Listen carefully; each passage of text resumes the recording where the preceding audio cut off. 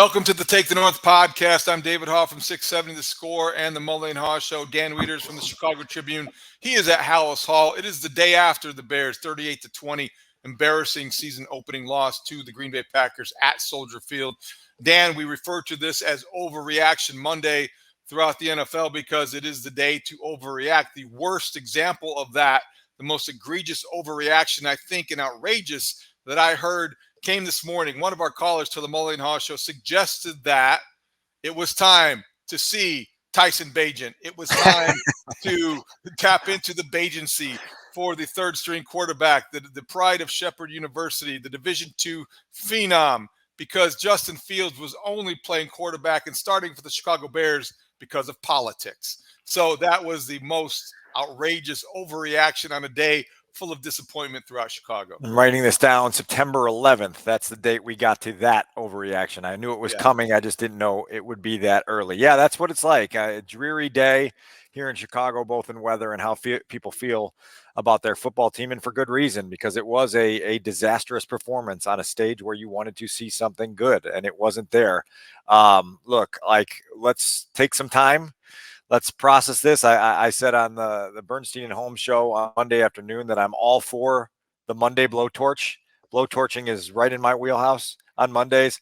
On Tuesday, we get to take a deep breath, take a half step back, and try to figure out a big picture way out of this mess. Hopefully the people that work inside this building here at Halas Hall are figuring that out as we speak, even as the flames of that blowtorch are roaring today. 1 down, 16 to go. We'll sift through the Packer loss. We'll look ahead to the Buccaneers. Let's start everything with our opening drive. It's time for the opening drive. All right, Dan, so you're at Halas Hall. Matt Eberflus met the media. I don't know if he watched the film as he promised he would. I'm sure he did, and explained some things about Justin Fields and his assessment of what went wrong. But let's start with the news of the day, the one that might be the headline from what happened in terms of an injury situation. Kyler Gordon, cornerback for the Bears, injured his hand. What's the latest?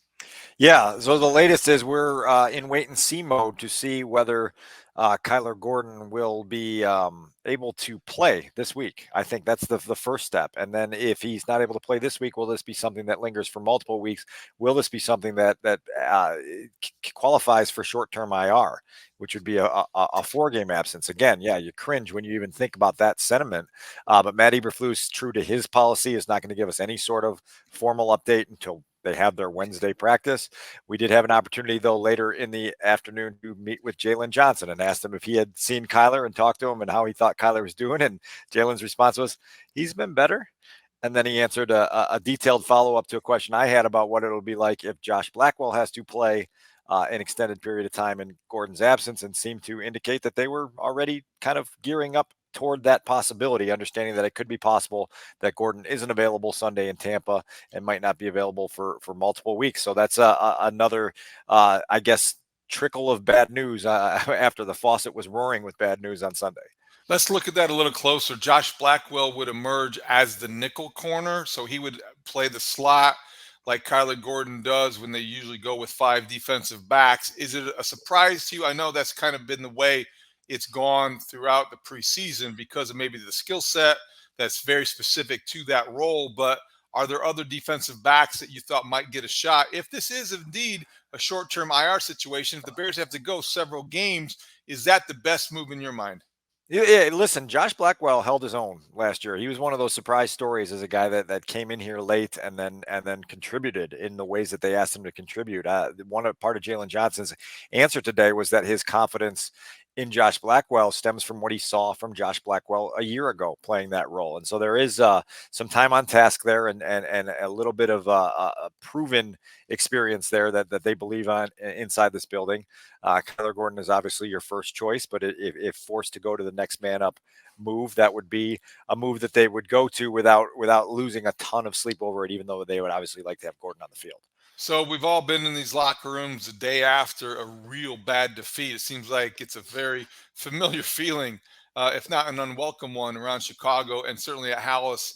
So besides the injury news, how would you describe the overall mindset, the mentality, the psyche of the Bears after such a disappointing opening day loss. Yeah, well, David, I would just say that it was all too familiar. I mean, you just feel like you're listening to canned audio of these are correctable mistakes. Oh, if we just take care of what we're supposed to do. Oh, we just got to take care of a few more assignments and we'll be right on the right footing. Well, I've sat here for 10 seasons in one game and heard that way more than I care to count on. I think there's a disappointment amongst the players here at just how lopsided that game got. Remember, it's 7-6 in the final minute of the first half. You hadn't played your best, but you were right in a football game, and all you had to do was figure out a way to make some adjustments at halftime, come back, be sharp, and meet some moments. And they failed to do that. And then it got away from them, and then it got away from them some more, and they walked out of there with an 18-point loss with the building half empty. And so I think everybody felt that, and everybody understands what that disappointment is and what it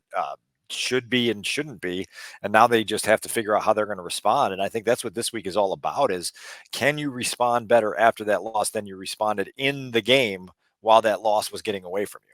It felt like the 18th game of Matt Eberflus's first season, and just a continuation of 2022 in terms of the mistakes, almost the expectation that something bad was going to happen, and frankly, almost the restraint that the offense had in terms of not being able to open things up and not being able to take shots down the field and just being very, very careful. And I just wondered if that was something how was that addressed when Matt Eberflus met the media? Just in terms of the game planning or game planning, and then how everything was taken. Well, listen, I think that it's really easy, especially in this city, to have that knee-jerk impulse of saying everything's on the coordinator and the game plan was flawed and the plays weren't called properly. You got to understand the Bears called 48 pass plays yesterday. And there's 4 of them that resulted in sacks, 7 others that were tuck and run scrambles, which were opportunities to push the ball down the football field. And whether it was a protection breakdown, a decision-making problem from the quarterback, bad routes run by the receivers, whatever it may be, you had opportunities and they didn't materialize the way you wanted. And so, look, part of their game plan was, without question, to attack horizontally, to try to get some of your playmakers the ball on the perimeter and get good blocking out in front of them and use that to create chunk plays. It didn't happen. They go back through the tape and they thought, David, that they saw that a few missed blocks on some of those perimeter plays would have sprung a play that went for -3 or 2 yards for 15 or 20. And so that's where you get into a little bit of a guessing game. And you go back through it. I mean, you can find it. There's a little screen play out to Deontay Foreman and a block's missed by Robert Tunyon and it gets taken down for a loss. There's plays all throughout the game, and Chase Claypool misses a block on a running play. And they're just like, you just have to be on your details. This team is not good enough. They're not talented enough. They're not deep enough to play a flawed football game and get away with it. Your mistakes are exposed and they're magnified because of who you are as a football team. And that happened Sunday, and it got away quickly. And so I'm very resistant to the idea that this was a Luke Getsy loss. I think that this collectively, I mean, Luke owns part of it. He's got a piece of that pie chart without question, but offensive line, quarterback, receivers, running backs, everybody else shares in this. And I just think that's too simplistic and too convenient to make yourself feel better. Oh, I think so. I mean, I think it's collective in terms of the shared responsibility and blame. I do believe that Getsy in particular is near, how do you divvy it out? It really doesn't matter. But I do think that they have to work through this idea that if you are going to trust your quarterback and want other people to believe that he is your guy, then you've got to do that in the way that you call plays. And I understand that that might be some of the quarterback as well, and his own reluctance to maybe take a shot down the field, and he's checking down and making the right decision, perhaps. I also think that there would be some examples that you could point to around the league if he's going to be the kind of dynamic passer that they want him to be, and he's going to be that guy. You're going to have to throw and make plays when guys aren't obviously open. You're not at Ohio State, and you're not playing Rutgers, and this isn't going to be a case where DJ Moore obviously has a step and a half on a cornerback. He may have a half step, but you anticipate he's going to be able to create some separation. So you make that throw and you take that chance. And I just don't think they're there yet.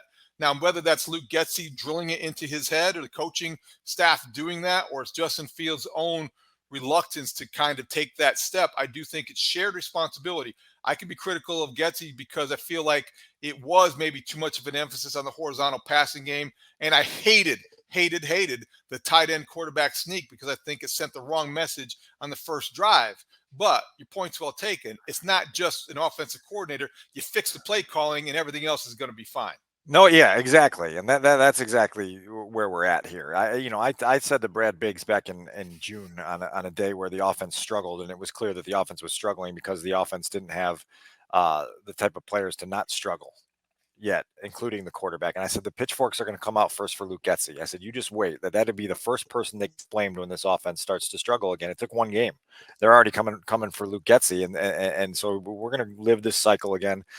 My colleague Colleen Kane said when we walked into the building this morning, she said I just have PTSD to the Mitch era where everyone wants to find other reasons for why the quarterback isn't good enough. And then the quarterback leaves here and he doesn't ever surface as a reliable starter ever again.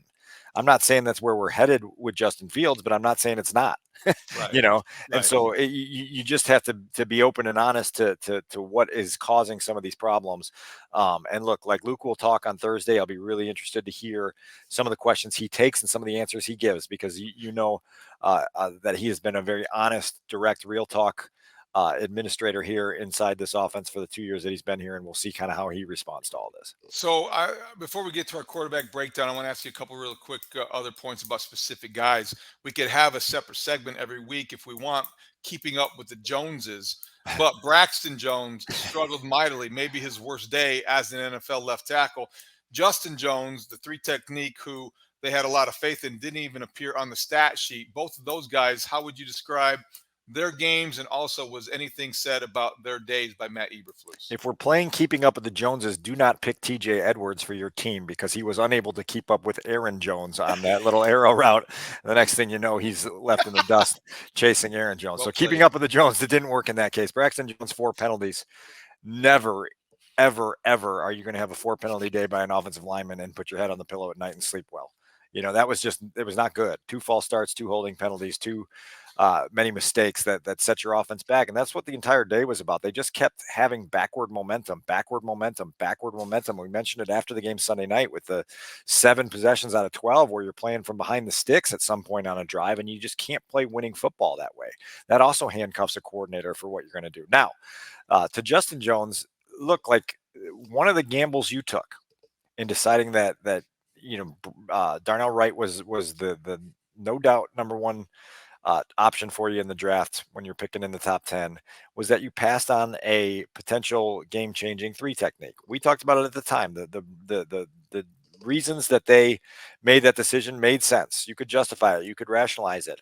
But you still have to answer that position inside this particular defense on who is going to be that guy in the middle that creates havoc, that creates the problems, that makes the opposing quarterback scared every time he takes a snap and that pocket starts to cave in a little bit. They don't have that right now. Justin Jones not appearing on the stat sheet with any recordable statistic is it's inexcusable, just like Braxton Jones's 4 penalties are. And so that's what I say. When you look at this loss from top to bottom of the depth chart, with the exception of maybe Roschon Johnson, I'm not sure you can name me a single player who played well on Sunday. Honestly, maybe Cairo Santos just because he made 2 field goals.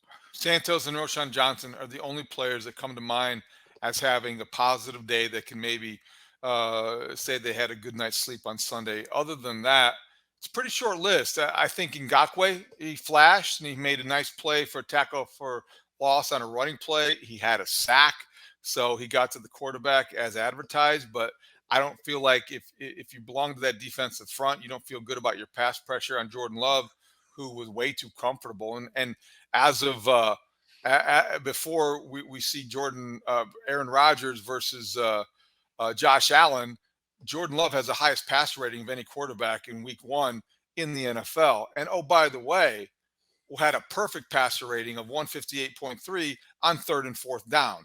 So I don't know that you can feel good about your pass rush when those are the realities you're looking at. Braxton Jones, it could be a work in progress. The thing is, Dan, as we know, I don't know that they have any other option except for to live with the development of a 5th-round draft pick at left tackle.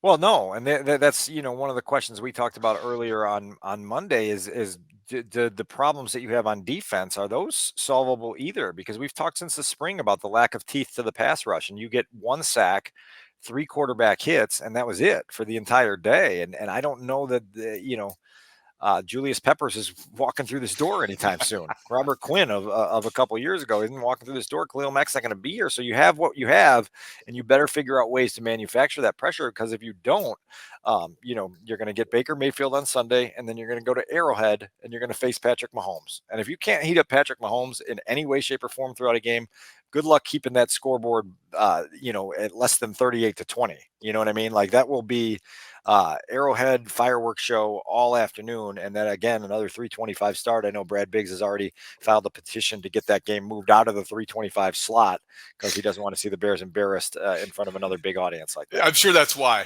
I'm sure it's not just so he can get done earlier, because if he started 3:25, we might only have 9.5 thoughts in the Chicago Tribune the next day. So who knows? Yeah.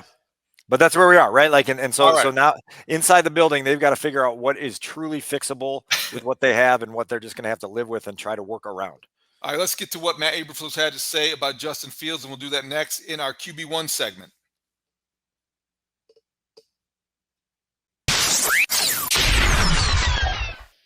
Love the sound effects. All right, so Matt Eberflus did not necessarily comment too specifically on Justin Fields Sunday.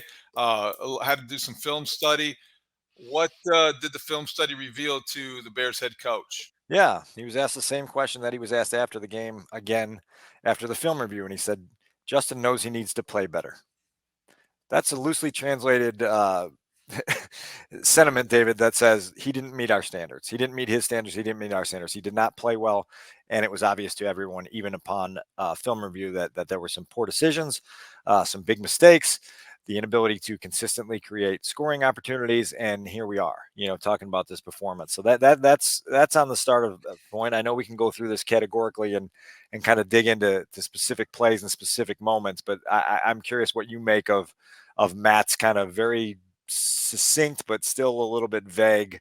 We're not doing him any favors. That's what I think. They're not doing him any favors here, and I think it's a fine line to walk, but it's one that I would cross, frankly. If I am, and I want to be fair here, because I'm not up there every day, and they have access to all the information and film, and they've got the relationships to worry about.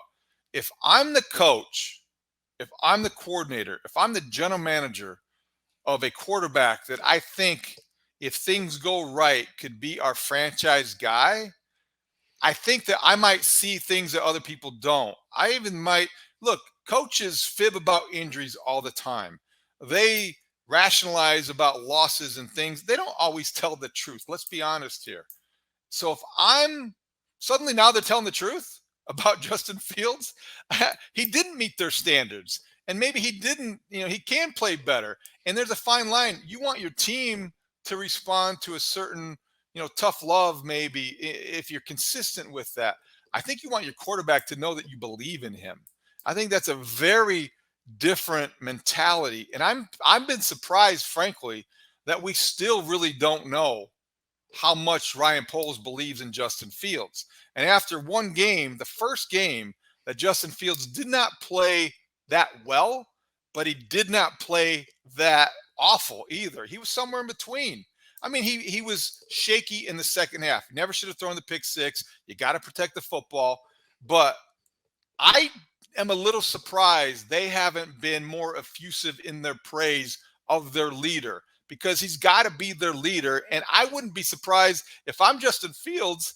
You start to wonder, how much do these guys really trust me? Because they're not saying the right things. They're not saying things that they really believe in me unequivocally or unconditionally. And they're certainly not, I don't think, calling the game plan like they trust me either. So I'm beginning to wonder exactly where this all is headed. What creates belief? I mean, belief is created by plays and production and playmaking and results, right? And like Ryan Poles has never been guided by blind hope. That's not the hang glider that he's riding on. He's seeing this through sober, objective eyes, and he's trying to see growth from a quarterback that needs to occur for the quarterback to stay the quarterback. And so, What role? What role in coaching does encouragement play? it What plays a role does lot. No, it plays a what? lot, but I don't, That's what. I don't think that they're overly harsh on Justin. I mean, like this is a big week, right? This is a response week without question. I recall in 2019, I got a lot of flack. I put out a tweet in week 2 after the Bears lost to the Packers at home in that 100th season curtain lifter, that there was internal anxiety inside the building about Mitch Trubisky's ability to steady a rocking ship. And people said, "Oh, you're making that up. You don't know what you're talking about." Well, I promise you that inside this building this week, that there is a challenge issued on, you need to be the engine of the bounce back effort here. You need to be the guy that is the sharpest with the details, so other guys follow that lead. You need to be the guy that practices hard like you always do, that prepares hard like you always do, and then when the lights come on game day, you need to be the guy that produces. I talked to you yesterday that on Sunday afternoon that the Bears haven't touched 21 points or higher since week 11 of last season.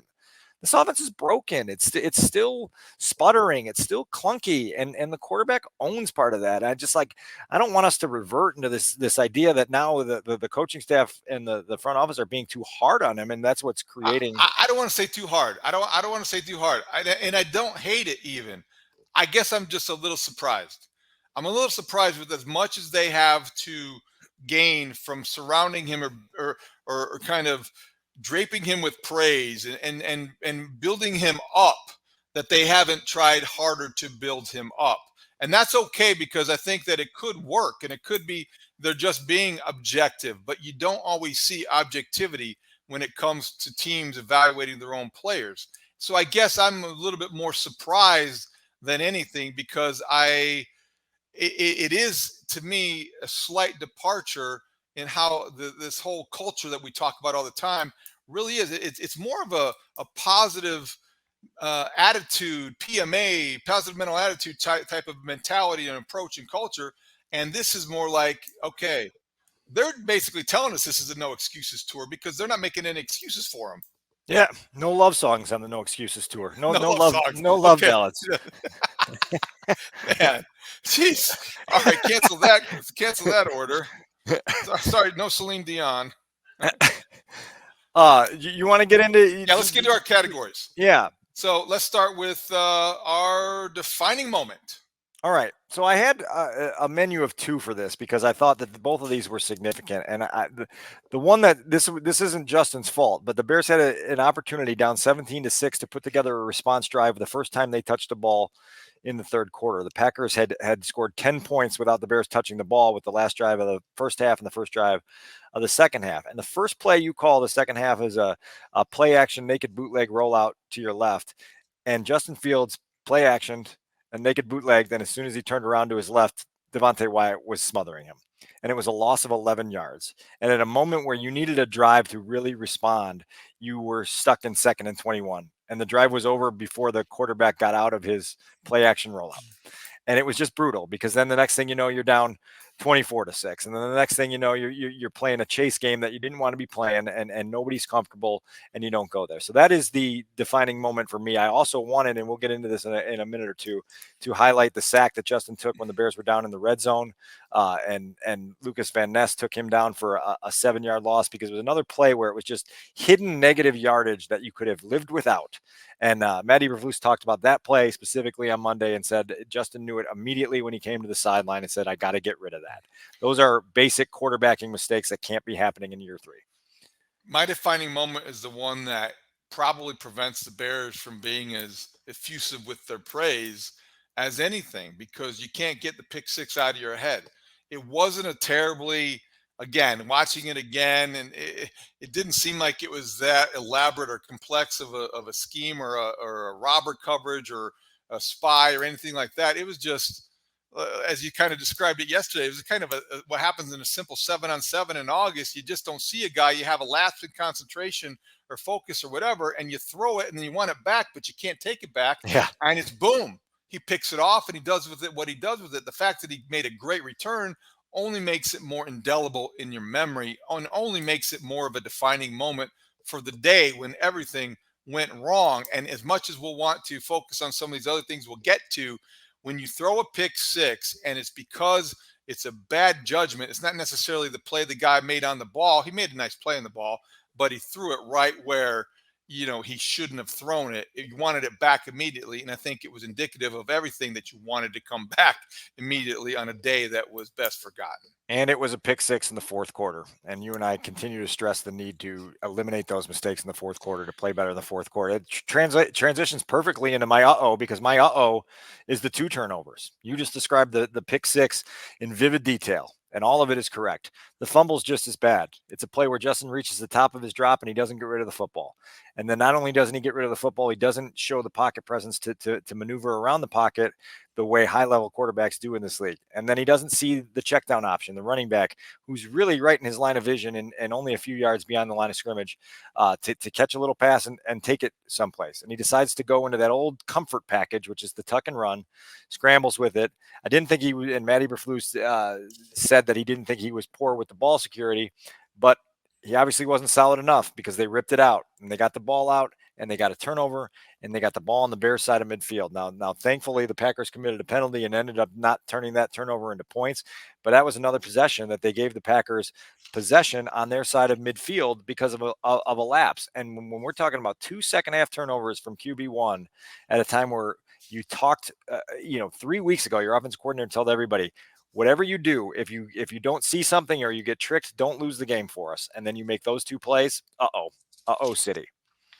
Yeah, my city is something you just described. That's a good one. I think that when you talk about the Lucas Van Ness play, it was for a couple of reasons. I think one is in total overreaction. The other one is totally obvious. The totally obvious part is that as soon as he got to the sidelines, I'm not surprised to hear that he knew he should have thrown the ball away. You got to throw the ball away because you're on the verge of scoring a touchdown, and now you made it more difficult, and then you have to settle for 3 instead of 6. And when you do that enough, that's how your offense becomes broken and stays broken, because you're not taking advantage of those opportunities to score or to make the right decision. And it was a bad decision. The other thing is maybe a little bit more of a reach, but when Lucas Van Ness, the first-round draft pick of the Green Bay Packers, is not allowing Justin Fields to get to the edge, it suggests 2 things. Number one, teams already know that you can't let that happen. And whether it was the way he aligned pre-snap or the way that he was always in his mind knowing he couldn't lose contain, teams are going to drop as deep as the deepest and not allow Justin Fields to throw behind them, because he's not going to beat him with all the checkdowns, and he's captain checkdown right now. And then also as wide as the widest and build a wall and a perimeter so he doesn't break contain, because that's when he is most dangerous, when he's out of contain. And Lucas Van Ness did that, and he also is the type of new breed of outside linebacker, pass rusher, who's athletic enough. He ran down Justin Fields, wrapped him up, and threw him down. That's an athlete. That's a really good athlete who is ready for the challenge that Justin Fields presents and poses to defensive linemen. And you could even go so far as to say that's probably one of the reasons the Packers found him so appealing when he was on the board. Well, look, the Lions provided part of that blueprint last January, and Aiden Hutchinson did a great job of doing the same thing. And what you saw from Van Ness on that play is the ability to go horizontally and not push upfield too much. And so now it's up to the Bears to find the counterpunch to that. And some of it's going to be Justin keeping his eyes downfield and knowing when the ball's got to go and when it's got to go. That ball, again, that's got to hit Staley in the nose. It's got to hit a cameraman on the sideline. It's got to hit somebody's beer in the third row of the, south end zone there. But it's got to be gone. The minute that pass rusher is within 1.5 yards from you, you've got to get that arm cocked and get rid of that, because a 7-yard loss down in the low red zone does nobody any good, particularly when it's avoidable. So there's a lot to that one for sure. What was on the bright side? There was a bright side, right? Well, there was a touchdown pass. There was a nice touchdown pass to Darnell Mooney. If you go back and watch it, the pocket was not clean. It was a dirty pocket. There was pressure up the middle. Justin fired it. He knew his receiver was going to be open with what he saw pre-snap, and he made a nice throw. And before that, a couple plays before that, he hit Mooney for a 14-yard gain on what was a schoolyard basic out route. It was just to get the snap. As soon as your receiver gets into his break, let it fly. Mooney caught it about 5 yards beyond the line of scrimmage, turned it into a 14-yard game. And that right there, David, those are the plays. You needed to have a sequence of those once a quarter minimum if we're going to take this developmental leap in 2023 that we're talking about. It was few and far between on Sunday, but those are two moments when Justin looked like the quarterback that the Bears have been hyping up since April in terms of the development and the processing speed and the ability to understand what he's seeing more clearly. You need to see that more regularly because those were two really nice connections. I like that one because Darnell Mooney is a guy that I like to see have success, and he coming back from that injury. It was nice to see him catch a touchdown pass, and nice to see Justin Fields put it where it needed to be. I'll go with the old standby, the 10-yard gain where he did a little spin move and then he tucked and ran. Even though you don't like the tuck and run, we're not supposed to. This may be in a couple of weeks how we look at how they're going to fix this broken offense. Is that letting Justin Fields be the runner that he is. And when he gets in the open field, as he did, he does a spin move, makes a guy miss. He makes a linebacker miss. And then all of a sudden, it seemed like it's longer than 10 yards, but I think it was only 10 yards, maybe his longest of the day, on a day where he had 59 yards on 9 carries. So Justin Fields in the open field, to me, was a bright spot on the bright side because it reminded everybody that he still can do that. I'm not going to go so far. I'm going to stop saying Aaron Jones might have heard me and was offended. Justin Fields is not the best running back in the NFC North, but he is certainly still a very dangerous running quarterback. No, and they got to keep the key number. Yeah, my key number is 189. And that's the number of net passing yards that the Bears had, despite being behind by double digits every single time they touched the ball in the second half, despite allowing 38 points and being in a chase game. They still wound up with 189 net passing yards. I mean, this is the type of stuff that is the red flag. We talked about it a week ago. When you're playing from behind, when you're in all these chase games, there are quarterbacks that go get that garbage time production. They pad up stats and they get things going and they get momentum. And sometimes they get a little bit of confidence just from it. The Bears still couldn't get there. Justin passed for over 200, but it was still 189 net passing yards, David. So that's 0 for 1 in 2023 and surpassing 200 net passing yards. Last year, they were 1 for 17 as a team in having 200 net passing yards or higher in the games they played. Wow. I mean, this is 2023 in the NFL. Wow. My number is 3. That's the number of third down conversions the Bears had out of 13 opportunities, 3 for 13 in third down efficiency. It's bad. It's even worse when you compare it to what I referred to earlier. The Packers, 9 of 16 on third down. Jordan Love owned third down, and on third and fourth down, he had a perfect passer rating. That's not good enough for the Bears. 3 for 13. That's when you make your money. That's when you keep the chains moving, and that's how you fix your offense. You make plays on third down. Now, as Brad Biggs did in his 10 thoughts in ChicagoTribune.com, as we talked about all day on the score and people around town, you are in bad situations on third down because of your failures on first down. It's all related. We know that. It's football 101. But you can erase a lot of mistakes and cure a lot of ills by making plays on third down that the Bears passing game just not capable of making right now. So I think that when you look at that number, 3 for 13, that is unacceptable, and that's got to be addressed and corrected. Don't be surprised if that one comes back up later in the week when we do our numbers game before the Buccaneers game, and we'll look into the third down success as well there. Speaking of the Buccaneers game, let's do a quick look ahead at Sunday in Tampa. Okay, Dan, so we talked about Kyler Gordon possibly being out. We talk about a lot of the challenges for the offensive line, Braxton Jones to get better and be consistent quickly. Todd Bowles is going to come after Justin Fields with everything but the kitchen sink, as they say. Expect a lot of blitz, expect a lot of emphasis on blitz pickup. And also, Baker Mayfield has moved on to the pirate ship. I think he's living there now. Can't be sure. But this is a team that went into Minnesota and won on the road. Tom Brady is gone. Baker Mayfield is there. The Buccaneers expected to take a step backward. I wonder, have they, and how far? And is this going to be a game the Bears can feel like they can win? Because you don't want to call it a must-win, but you also don't want to face the prospect of coming home 0-2 because you got the Chiefs and that's staring at 0-3. So this suddenly becomes a huge game.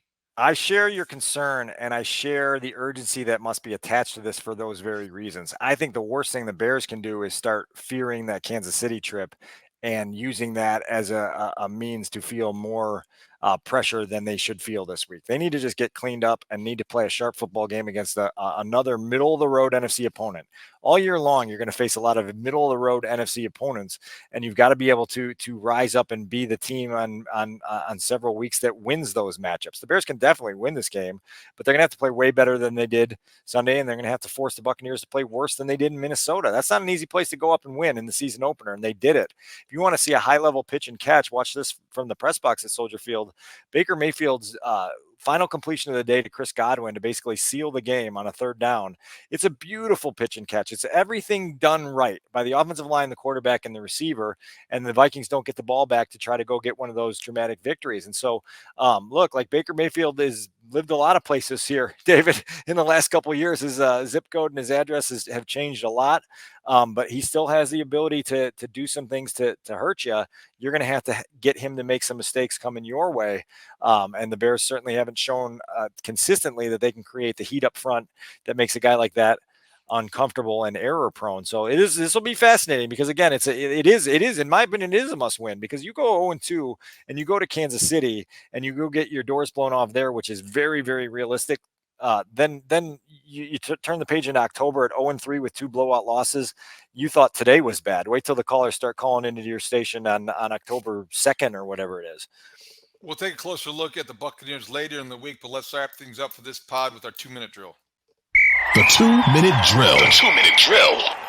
All right, Dan, a couple quick things I want to get your opinion on and what any information that came out today at Haugh.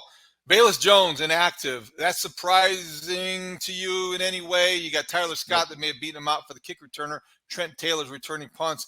If Bayless Jones is inactive, what's he still doing on the roster? Tyler Scott beat him out for the wide receiver job, which then forces you to use him as a kick returner as well because you think you can do more with him offensively. And that's just it's a rough spot to be in right now if you're Bayless Jones. You don't have a role.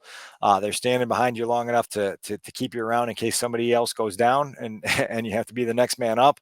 And you've got to be patient with that, but certainly not a good development as far as that young man is concerned. Minor thing, but did DeMarcus Gates get a penalty on him? Did Matt Eberflus address that at all late in Sunday's game?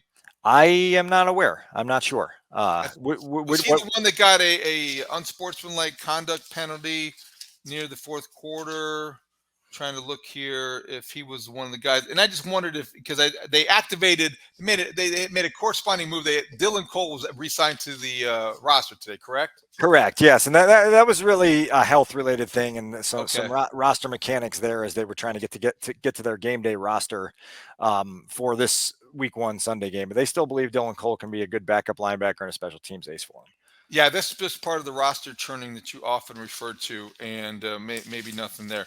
The other thing that I wanted to say is, or wonder about when you look at DJ Moore getting 2 targets, did that come up with Matt Eberflus? Because we had DJ Moore on the Mully and Haugh show on Monday morning. He did not want to explore that possibility that much. He certainly said there are reasons for it. He's not going to make a lot of demands.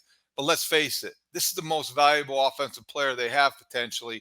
2 targets when you call 47 passes, it seems unacceptable. That did come up today, and Matt Eberflus agrees with you. It was unacceptable. He used the phrase, "We've got to feed our skill," which means we got to get the ball in the hands of the guys that we believe in. DJ Moore is certainly at the top of that list. We've talked about him all spring and summer in terms of being a guy that should be an every possession weapon for you. To see the ball twice on back-to-back passes in the second quarter and then not touch it or see it again outside of a 2-point conversion passing attempt is absolutely unacceptable. It cannot happen in Tampa. It cannot happen in any of the remaining 16 games. DJ Moore has to be a leading weapon for you every single week, regardless of what the opposing defense does to try to minimize him. DJ Moore also said that the Bears didn't have any juice. Cole Kmet said the Bears lacked focus. Jalen Johnson said some things that you were there to hear. Bears players are pretty candid about what they didn't do. I just wonder, how does that happen in the season opener? And how did Matt Eberflus address that? I know it's one of those things we're never going to get an answer to, but it just kind of keeps coming up. Well, so there's different ways to phrase this. And Matt was asked about the team's effort, and he said the effort was there. That's fine. I'm fine in agreeing with him that the effort was there, but I don't think the energy was there. And most troubling to me, David, was I didn't pick up on it until I watched the TV copy on Sunday night and Monday morning, was the body language on the sideline after they got behind in the third quarter and then had a poor drive. And you're sitting there and you're getting Tom Rinaldi scanning the entire Bears bench, and everyone looks defeated and dispirited and demoralized. And it's 17-6 with 8 minutes to go in the third quarter.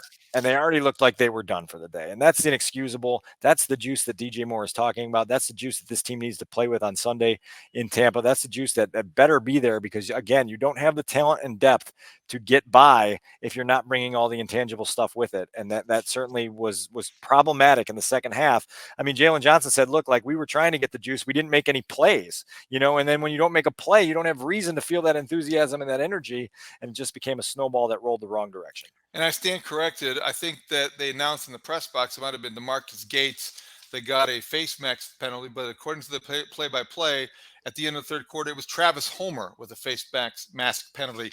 Bottom line is the Bears had some penalties that were regrettable. They didn't have as many as the Packers, but it still was something they need to clean up.